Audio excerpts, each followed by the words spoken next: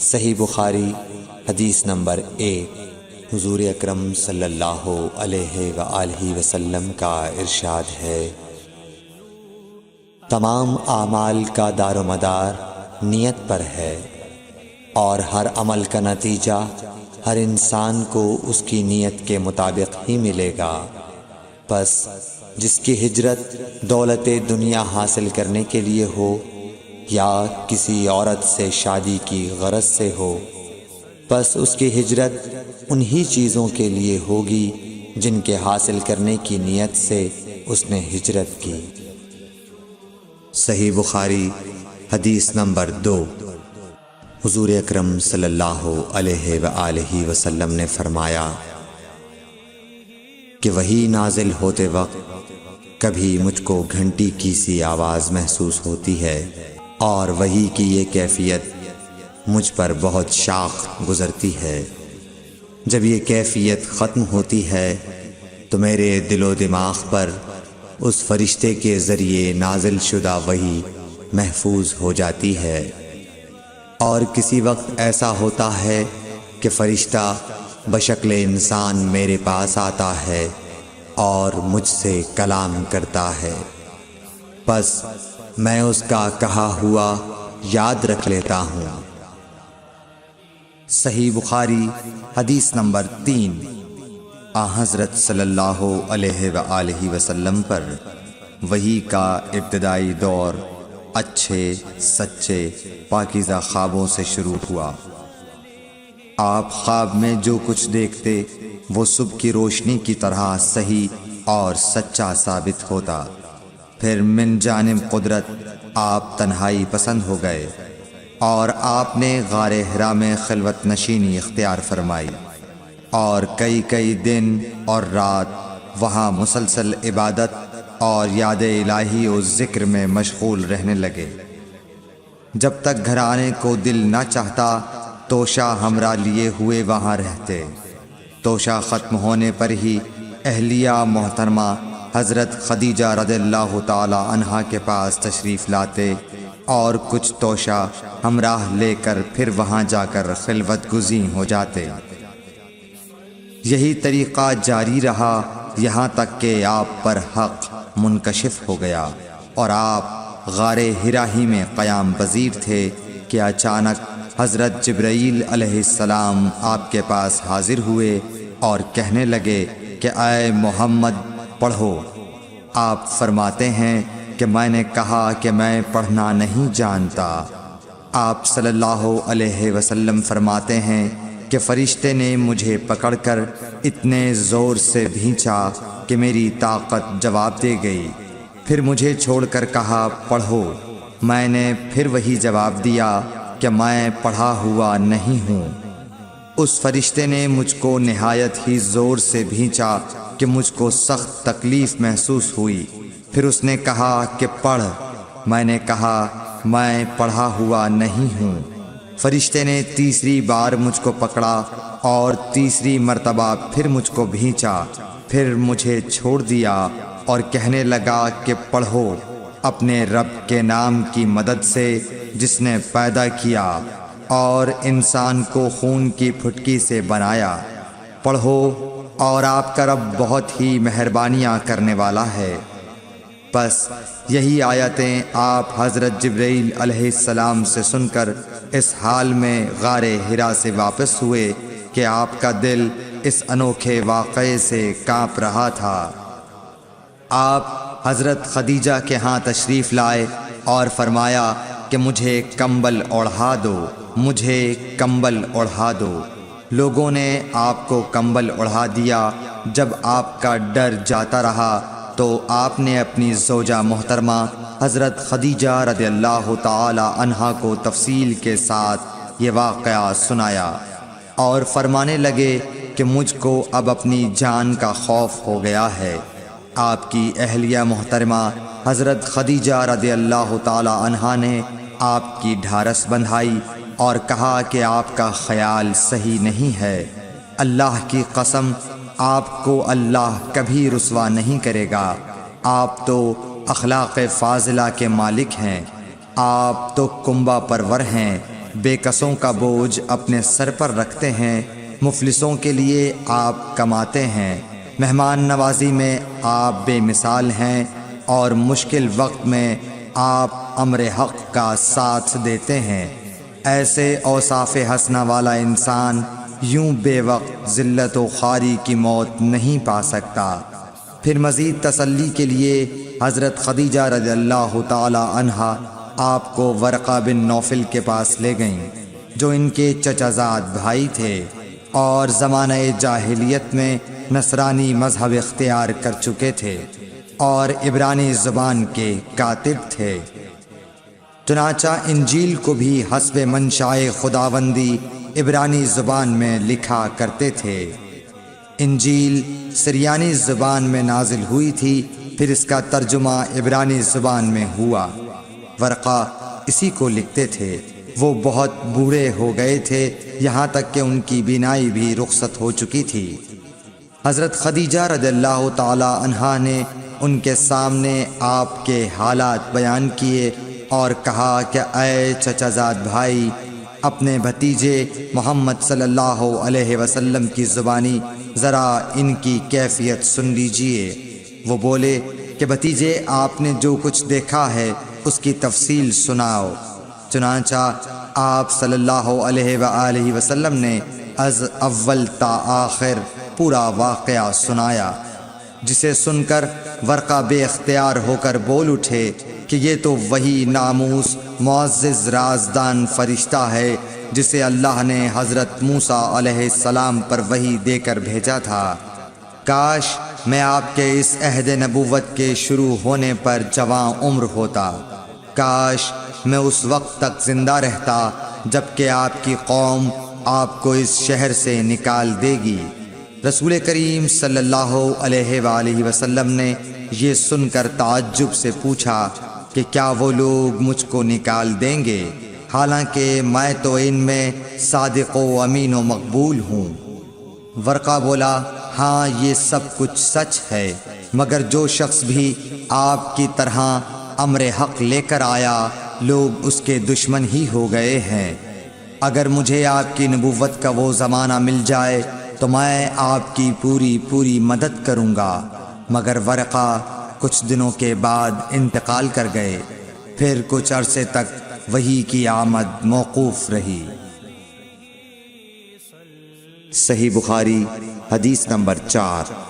حضور اکرم صلی اللہ علیہ وآلہ وسلم نے وحی کے رک جانے کے زمانے کے حالات بیان فرماتے ہوئے کہا کہ ایک روز میں چلا جا رہا تھا کہ اچانک میں نے آسمان کی طرف ایک آواز سنی اور میں نے اپنا سر آسمان کی طرف اٹھایا۔ کیا دیکھتا ہوں کہ وہی فرشتہ جو میرے پاس غار حرا میں آیا تھا وہ آسمان و زمین کے بیچ میں ایک کرسی پر بیٹھا ہوا ہے۔ میں اس سے ڈر گیا اور گھر آنے پر میں نے پھر کمبل اوڑھنے کی خواہش ظاہر کی۔ اس وقت اللہ پاک کی طرف سے یہ آیات نازل ہوئیں، اے لحاف اوڑھ کر لیٹنے والے، اٹھ کھڑا ہو اور لوگوں کو عذاب الہی سے ڈرا اور اپنے رب کی بڑائی بیان کر اور اپنے کپڑوں کو پاک صاف رکھ اور گندگی سے دور رہ۔ اس کے بعد وہی تیزی کے ساتھ پے در پے آنے لگی۔ صحیح بخاری حدیث نمبر 5۔ رسول اللہ صلی اللہ علیہ وآلہ وسلم نزول قرآن کے وقت بہت سختی محسوس فرمایا کرتے تھے، اور اس کی علامتوں میں سے ایک یہ تھی کہ یاد کرنے کے لیے آپ اپنے ہونٹوں کو ہلاتے تھے۔ ابن عباس رضی اللہ تعالیٰ عنہ نے کہا، میں اپنے ہونٹوں کو ہلاتا ہوں جس طرح آپ ہلاتے تھے۔ سعید کہتے ہیں، میں بھی اپنے ہونٹ ہلاتا ہوں جس طرح ابن عباس رضی اللہ تعالیٰ عنہ کو میں نے ہلاتے دیکھا۔ پھر انہوں نے اپنے ہونٹ ہلائے۔ ابن عباس رضی اللہ تعالیٰ عنہ نے کہا، پھر یہ آیت اتری کہ اے محمد، قرآن کو جلد جلد یاد کرنے کے لیے اپنی زبان نہ ہلاؤ۔ اس کا جمع کر دینا اور پڑھا دینا ہمارا ذمہ ہے۔ حضرت ابن عباس رضی اللہ تعالی عنہ کہتے ہیں، یعنی قرآن آپ صلی اللہ علیہ وآلہ وسلم کے دل میں جمع دینا اور پڑھا دینا ہمارے ذمہ ہے۔ پھر جب ہم پڑھ چکے تو اس پڑھے ہوئے کی اتباع کرو۔ ابن عباس رضی اللہ تعالی عنہ فرماتے ہیں، اس کا مطلب یہ ہے آپ اس کو خاموشی کے ساتھ سنتے رہو، اس کے بعد مطلب سمجھا دینا ہمارے ذمہ ہے۔ پھر یقیناً یہ ہماری ذمہ داری ہے کہ آپ اس کو پڑھو، یعنی اس کو محفوظ کر سکو۔ چنانچہ اس کے بعد جب آپ کے پاس حضرت جبرائیل علیہ السلام وحی لے کر آتے تو آپ توجہ سے سنتے، جب وہ چلے جاتے تو رسول اللہ صلی اللہ علیہ وسلم اس وحی کو اس طرح پڑھتے جس طرح حضرت جبرائیل علیہ السلام نے اسے پڑھا تھا۔ صحیح بخاری حدیث نمبر 6۔ رسول اللہ صلی اللہ علیہ وآلہ وسلم سب لوگوں سے زیادہ جواد سخی تھے، اور رمضان میں دوسرے اوقات کے مقابلے میں جب جبرائیل علیہ السلام آپ صلی اللہ علیہ وآلہ وسلم سے ملتے بہت ہی زیادہ جود و کرم فرماتے۔ جبرائیل علیہ السلام رمضان کی ہر رات میں آپ صلی اللہ علیہ وآلہ وسلم سے ملاقات کرتے اور آپ کے ساتھ قرآن کا دورہ کرتے۔ غرض حضرت صلی اللہ علیہ وآلہ وسلم لوگوں کو بھلائی پہنچانے میں بارش لانے والی ہوا سے بھی زیادہ جود و کرم فرمایا کرتے تھے۔ صحیح بخاری حدیث نمبر 7۔ ہرقل شاہ روم نے قریش کے قافلے میں ایک آدمی بلانے کو بھیجا، اور اس وقت یہ لوگ تجارت کے لیے ملک شام گئے ہوئے تھے، اور یہ وہ زمانہ تھا جب رسول اللہ صلی اللہ علیہ وسلم نے قریش اور ابو سفیان سے ایک وقتی عہد کیا ہوا تھا۔ جب ابو سفیان اور دوسرے لوگ ہرقل کے پاس ایلیا پہنچے جہاں ہرقل نے دربار طلب کیا تھا، اس کے گرد روم کے بڑے بڑے لوگ، علماء، وزراء و امراء بیٹھے ہوئے تھے۔ ہرقل نے ان کو اور اپنے ترجمان کو بلوایا، پھر ان سے پوچھا کہ تم میں سے کون شخص مدعی رسالت کا زیادہ قریبی عزیز ہے؟ ابو سفیان کہتے ہیں کہ میں بول اٹھا کہ میں اس کا سب سے زیادہ قریبی رشتہ دار ہوں۔ یہ سن کر ہرقل نے حکم دیا کہ اس ابو سفیان کو میرے قریب لا کر بٹھاؤ اور اس کے ساتھیوں کو اس کی پیٹھ کے پیچھے بٹھا دو۔ پھر اپنے ترجمان سے کہا کہ ان لوگوں سے کہہ دو کہ میں ابو سفیان سے اس شخص یعنی محمد صلی اللہ علیہ وسلم کے حالات پوچھتا ہوں، اگر یہ مجھ سے کسی بات میں جھوٹ بول دے تو تم اس کا جھوٹ ظاہر کر دینا۔ ابو سفیان کا قول ہے کہ خدا کی قسم اگر مجھے یہ غیرت نہ آتی کہ یہ لوگ مجھ کو جھٹلائیں گے تو میں آپ صلی اللہ علیہ وسلم کی نسبت ضرور غلط گوئی سے کام لیتا۔ خیر، پہلی بات جو ہرقل نے مجھ سے پوچھی وہ یہ کہ اس شخص کا خاندان تم لوگوں میں کیسا ہے؟ میں نے کہا وہ تو بڑے اونچے عالی نسب والے ہیں۔ کہنے لگا اس سے پہلے بھی کسی نے تم لوگوں میں ایسی بات کہی تھی؟ میں نے کہا نہیں۔ کہنے لگا اچھا اس کے بڑوں میں کوئی بادشاہ ہوا ہے؟ میں نے کہا نہیں۔ پھر اس نے کہا بڑے لوگوں نے اس کی پیروی اختیار کی ہے یا کمزوروں نے؟ میں نے کہا نہیں، کمزوروں نے۔ پھر کہنے لگا اس کے تابعدار روز بڑھتے جاتے ہیں یا کوئی ساتھی پھر بھی جاتا ہے؟ میں نے کہا نہیں۔ کہنے لگا کیا اپنے اس دعوی نبوت سے پہلے کبھی کسی بھی موقع پر اس نے جھوٹ بولا ہے؟ میں نے کہا نہیں، اور اب ہماری اس سے صلح کی ایک مقررہ مدت ٹھہری ہوئی ہے، معلوم نہیں وہ اس میں کیا کرنے والا ہے۔ ابو سفیان کہتے ہیں میں اس بات کے سوا اور کوئی جھوٹ اس گفتگو میں شامل نہ کر سکا۔ ہرقل نے کہا کیا تمہاری اس سے کبھی لڑائی بھی ہوئی ہے؟ ہم نے کہا کہ ہاں۔ بولا پھر تمہاری اور اس کی جنگ کا کیا حال ہوتا ہے؟ میں نے کہا لڑائی ڈول کی طرح ہے، کبھی وہ ہم سے میدان جنگ جیت لیتے ہیں اور کبھی ہم ان سے جیت لیتے ہیں۔ ہرقل نے پوچھا وہ تمہیں کس بات کا حکم دیتا ہے؟ میں نے کہا وہ کہتا ہے کہ صرف ایک اللہ ہی کی عبادت کرو، اس کا کسی کو شریک نہ بناؤ، اور اپنے باپ دادا کی شرک کی باتیں چھوڑ دو، اور ہمیں نماز پڑھنے، سچ بولنے، پرہیزگاری اور صلہ رحمی کا حکم دیتا ہے۔ یہ سب سن کر پھر ہرقل نے اپنے ترجمان سے کہا کہ ابو سفیان سے کہہ دے کہ میں نے تم سے اس کا نسب پوچھا تو تم نے کہا کہ وہ ہم سے عالی نسب ہے، اور پیغمبر اپنی قوم میں عالی نسب ہی بھیجے جایا کرتے ہیں۔ میں نے تم سے پوچھا کہ دعوی نبوت کی یہ بات تمہارے اندر اس سے پہلے کسی اور نے بھی کہی تھی؟ تو تم نے جواب دیا کہ نہیں۔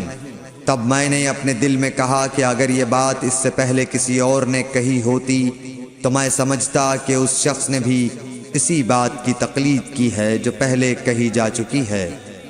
میں نے تم سے پوچھا کہ اس کے بڑوں میں کوئی بادشاہ بھی گزرا ہے تو تم نے کہا کہ نہیں۔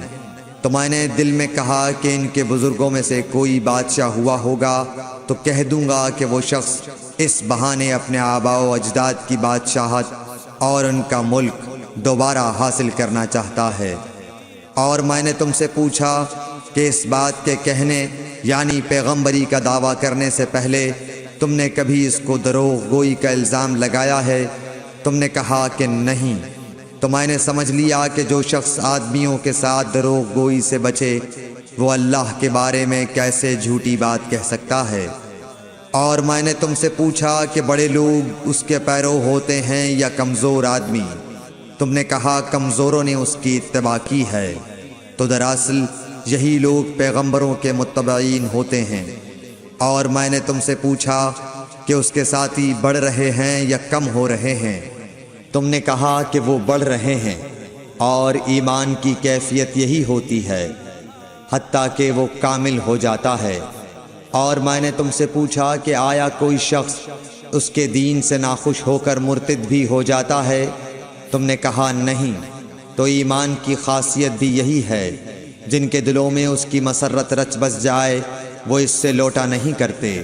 اور میں نے تم سے پوچھا کہ آیا وہ کبھی عہد شکنی کرتے ہیں؟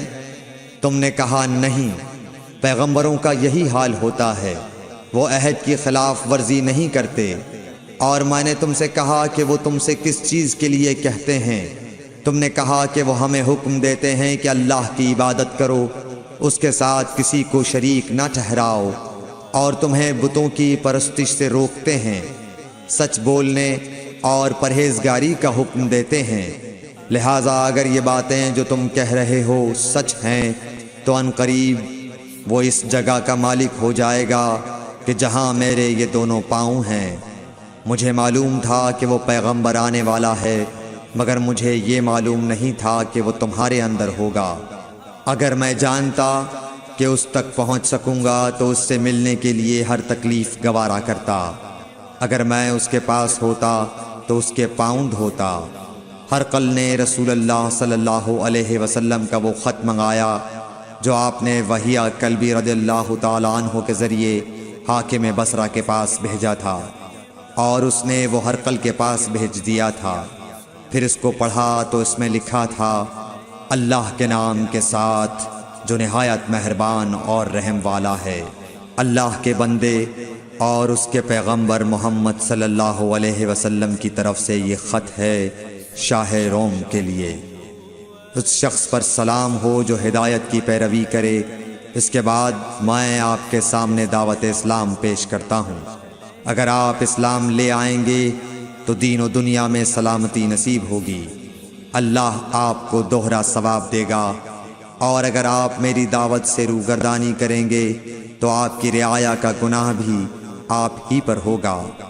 اور اے اہل کتاب، ایک ایسی بات پر آ جاؤ جو ہمارے اور تمہارے درمیان یکساں ہے، وہ یہ کہ ہم اللہ کے سوا کسی کی عبادت نہ کریں اور کسی کو اس کا شریک نہ ٹھہرائیں، اور نہ ہم میں سے کوئی کسی کو خدا کے سوا اپنا رب بنائے۔ پھر اگر وہ اہل کتاب اس کتاب سے منہ پھیر لیں تو مسلمانوں تم ان سے کہہ دو کہ تم مانو یا نہ مانو، ہم ایک خدا کے اطاعت گزار ہیں۔ ابو سفیان کہتے ہیں جب ہرقل نے جو کچھ کہنا تھا کہہ دیا اور خط پڑھ کر فارغ ہوا تو اس کے ارد گرد بہت شور و غوغا ہوا، بہت سی آوازیں اٹھیں اور ہمیں باہر نکال دیا گیا۔ تب میں نے اپنے ساتھیوں سے کہا کہ ابو کبشہ کے بیٹے حضرت صلی اللہ علیہ وسلم کا معاملہ تو بہت بڑھ گیا، دیکھو تو اس سے بنی اصفر روم کا بادشاہ بھی ڈرتا ہے۔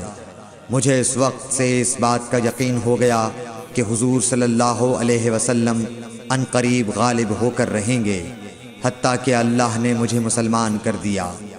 راوی کا بیان ہے کہ ابن ناطور ایلیا کا حاکم ہرقل کا مصاحب اور شام کے نصارہ کا لاٹ پادری بیان کرتا تھا کہ ہرقل جب ایلیا آیا ایک دن صبح کو پریشان اٹھا تو اس کے درباریوں نے دریافت کیا کہ آج ہم آپ کی حالت بدلی ہوئی پاتے ہیں، کیا وجہ ہے؟ ابن ناطور کا بیان ہے کہ ہرقل نجومی تھا، علم نجوم میں وہ پوری مہارت رکھتا تھا۔ اس نے اپنے ہم نشینوں کو بتایا کہ میں نے آج رات ستاروں پر نظر ڈالی تو دیکھا کہ ختنہ کرنے والوں کا بادشاہ ہمارے ملک پر غالب آ گیا ہے۔ بھلا اس زمانے میں کون لوگ ختنہ کرتے ہیں؟ انہوں نے کہا کہ یہود کے سوا کوئی ختنہ نہیں کرتا، سو ان کی وجہ سے پریشان نہ ہوں۔ سلطنت کے تمام شہروں میں یہ حکم لکھ بھیجیے کہ وہاں جتنے یہودی ہوں سب قتل کر دیے جائیں۔ وہ لوگ انہی باتوں میں مشغول تھے کہ ہرقل کے پاس ایک آدمی لایا گیا جسے شاہ غسان نے بھیجا تھا۔ اس نے رسول اللہ صلی اللہ علیہ وسلم کے حالات بیان کیے۔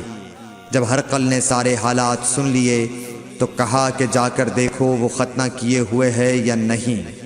انہوں نے اسے دیکھا تو بتلایا کہ وہ ختنہ کیا ہوا ہے۔ ہرقل نے جب اس شخص سے عرب کے بارے میں پوچھا تو اس نے بتلایا کہ وہ ختنہ کرتے ہیں۔ تب ہرقل نے کہا کہ یہی محمد صلی اللہ علیہ وسلم اس امت کے بادشاہ ہیں جو پیدا ہو چکے ہیں۔ پھر اس نے اپنے ایک دوست کو رومیہ خط لکھا اور وہ بھی علم نجوم میں ہرقل کی طرح ماہر تھا۔ پھر وہاں سے ہرقل حمص چلا گیا، ابھی حمص سے نکلا نہیں تھا کہ اس کے دوست کا خط اس کے جواب میں آ گیا۔ اس کی رائے بھی حضور صلی اللہ علیہ وسلم کے ظہور کے بارے میں ہرقل کے موافق تھی کہ محمد صلی اللہ علیہ وسلم واقعی پیغمبر ہیں۔ اس کے بعد ہرقل نے روم کے بڑے آدمیوں کو اپنے حمص کے محل میں طلب کیا اور اس کے حکم سے محل کے دروازے بند کر لیے گئے۔ پھر وہ اپنے خاص محل سے باہر آیا اور کہا، اے روم والو، کیا ہدایت اور کامیابی میں کچھ حصہ تمہارے لیے بھی ہے؟ اگر تم اپنی سلطنت کی بقا چاہتے ہو تو پھر اس نبی صلی اللہ علیہ وسلم کی بیعت کر لو اور مسلمان ہو جاؤ۔ یہ سننا تھا کہ پھر لوگ وحشی گدھوں کی طرح دروازوں کی طرف دوڑے، مگر انہیں بند پایا۔ آخر جب ہرقل نے اس بات سے ان کی یہ نفرت دیکھی اور ان کے ایمان لانے سے مایوس ہو گیا تو کہنے لگا کہ ان لوگوں کو میرے پاس لاؤ۔ جب وہ دوبارہ آئے تو اس نے کہا، میں نے جو بات کہی تھی اس سے تمہاری دینی پختگی کی آزمائش مقصود تھی، سو وہ میں نے دیکھ لی۔ تب یہ بات سن کر وہ سب کے سب اس کے سامنے سجدے میں گر پڑے اور اس سے خوش ہو گئے۔ بالآخر ہرقل کی آخری حالت یہی رہی۔ صحیح بخاری حدیث نمبر 8۔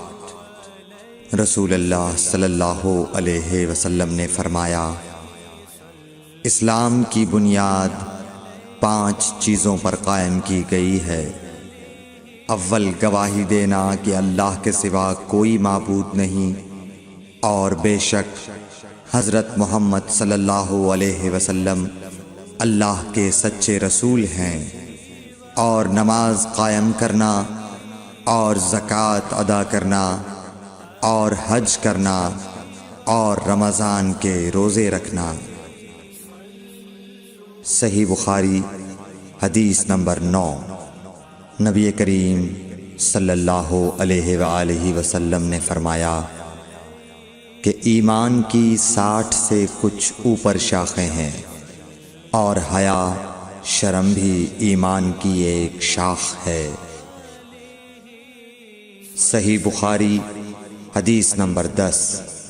حضرت محمد مصطفیٰ صلی اللہ علیہ وآلہ وسلم نے فرمایا، مسلمان وہ ہے جس کی زبان اور ہاتھ سے مسلمان بچے رہیں، اور مہاجر وہ ہے جو ان کاموں کو چھوڑ دے جن سے اللہ نے منع فرمایا۔ Thanks for watching. Don't forget to like, comment, share and subscribe to